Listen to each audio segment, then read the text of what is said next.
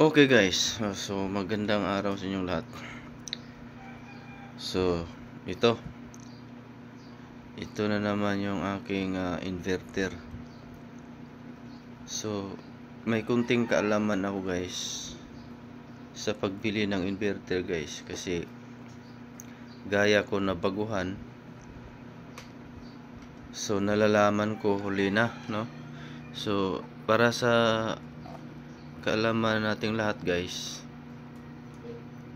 ang inverter para ay dalawang klase guys, no? So itong nabili ko ay nako 12,000 watts raw. Tapos dito may nakalagay 1,200 at 12,000 din, di ba? Oh.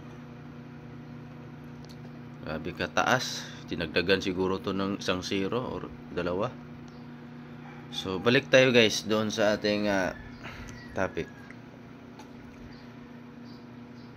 Ang inverter guys ay dalawang klase.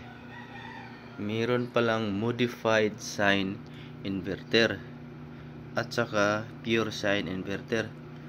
So itong nabili ko pala ay modified sine inverter, no? So mali ang nabili ko guys. Bakit? Kahit pagaano kataas ang wattage nito, hindi ito siya pwede sa mga motorized appliance like electric fan, mga washing machine. Uugong siya guys. Kung napanood niyo ang una kong video, kaya pala umugong. Nagtaka ako bakit umugong. Yun pala dahil naka-modified sine inverter tayo. So ang mangyari ngayon, ibalik ko sana, kaso nasira ko na, pinutol ko na, ginamit ko na yung cord niya. So hindi ko na ito mabalik. Gawin ko na lang tong reserve in case masira, pang emergency masira yung isa kong inverter, kasi nag-order ako ng isang pure sine inverter, no? Yun talaga guys, yung pure sine. Hanapin nyo yung pure, yung nakalagay na pure sine inverter.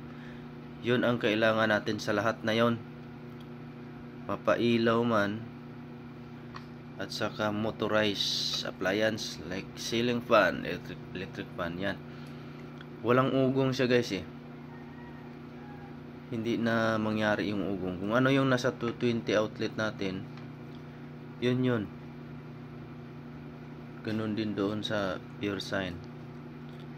So hanggang dito na lang siguro guys yung aking update. So pag dumating yung order ko na 1,600 watts na pure sine inverter, i-unbox ko din yun guys. Tapos i-compare ko dito sila kung anong pagkakaiba.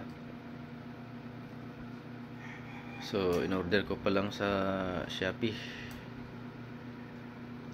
Pero sabi nila hindi raw nagana sa ilaw, nagkurap-kurap. Tinisting ko sa ilaw ko, hindi naman nagkurap-kurap. Doon sa LED, may nakita ko sa YouTube kasi kurap-kurap yung ilaw niya pag ito ang gagamitin. Baka mahina lang siguro yung wattage. Kurap-kurap yung niya dito yung ilaw eh. So alam niyo na guys kung anong bibilihin talaga na magandang inverter sa solar natin. Kung ako sa inyo, sa pure sine inverter na kayo. Pero kung pang ilaw lang talaga gagamitin nyo, sure kayo na pang ilaw, dito na kayo. Mas mura kasi ito eh, mas mura yung ganito. Pero kung ako, doon ako sa sine, doon sa pure sine inverter, kasi in case magbago, lalo na mag electric ka pa naman talaga tayo, di ba? So doon na tayo sa pure sine kasi solar yun eh. Okay, hanggang dito na lang guys. Maraming salamat sa panonood. Peace out.